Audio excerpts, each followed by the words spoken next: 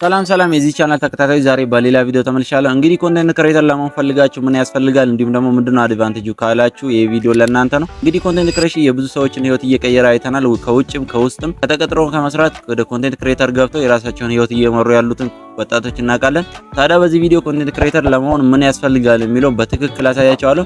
ለዚህ ቻናል አዲስ የሆናችሁ ላይክ፣ ሰብስክራይብ በማድረግ ፋሚሊ መሆን ትችላላችሁ። ታዲያ በዚህ ቪዲዮ ሁለት ነገሮችን እናያለን። የኮንቴንት ክሬተር አድቫንቴጁ ምንድነው እንዲሁም ደግሞ ምን አይነት አፕሊኬሽኖች አሪፍ ነው የሚለውን አብረን የምናየው። እስከ መጨረሻ መከታተል እንዳረሱ። ታዲያ የኮንቴንት ክሬሽን አድቫንቴጁ ምንድነው ካላችሁ እስከ መጨረሻ ህይወታችሁ ሊቀይርላችሁ ይችላል። ኮንቴንት ክሬሽን ላይ ከገባችሁ በኋላ ብዙ አይነት ኦፕሽኖች ይኖራችኋል። ፕሮሞሽን መስራት ትችላላችሁ፣ ስፖንሰር ይኖራችኋል፣ እንዲሁም ደግሞ ከፕላትፎርም የሚመጣላችሁ ፔመንት ስላለ በጣም ቀላል ይሆንላችኋል።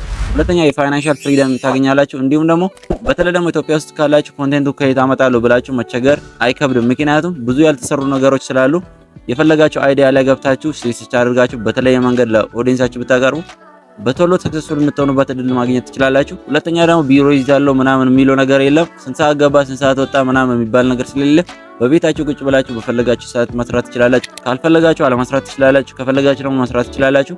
ምንም ጭቅጭቅ ስለሌለው በጣም አድቫንቴጅ አለው። ወደ ሁለተኛ ስንሄድ ደግሞ ምን አይነት ሶፍትዌሮች አሪፍ ነው የሚለውን ደግሞ ካሜራ ያስፈልጋል፣ ትራይፖድ ያስፈልጋል፣ ላይት ያስፈልጋል፣ ባክግራውንድ ያስፈልጋል። እነዚህ ነገሮች ካላችሁ በጣም አሪፍ ነው። ከሌላችሁ ደግሞ እዚህ ጋር አንድ ቪዲዮ ሰርቼላችኋለሁ። እዛ ላይ ገብታችሁ በቴክኒክ እንዴት አድርጋችሁ እንደምትሰሩ ዝርዝር አድርጌ ስለማስቀመጥኩላችሁ እዛ ላይ ገብታችሁ ማየት ትችላላችሁ። በአፕሊኬሽን ዙሪያ ካሜራ በስልካችሁ የምትቀርጹ ከሆነ ብላክ ማጂክ ካሜራ ብትጠቀሙ አሪፍ ነው። ምክንያቱም እኔ እየቀረጽኩት ያለሁት በዛ ስለሆነ በጣም ክሊር የሆነ ቪዲዮ ይሰጣችኋል።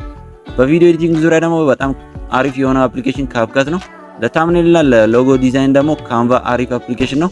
እንግዲህ በዚህ ቻናል ላይ ከዚህ የበለጠ ኢንፎርሜሽን ስለምሰጣችሁ ሰብስክራይብ ማድረግ እንዳረሱ። ያልገባችሁ ነገር ካለ በኮሜንት መጠየቅ ትችላላችሁ። እንዲሁም ደግሞ በቀጣይ ምን አይነት ቪዲዮ ይሰራላችሁ የሚለውን በኮሜንት መጠየቅ ትችላላችሁ። በሌላ ቪዲዮ እስከምንገናኝ መልካም ቆይታ ይሁንላችሁ።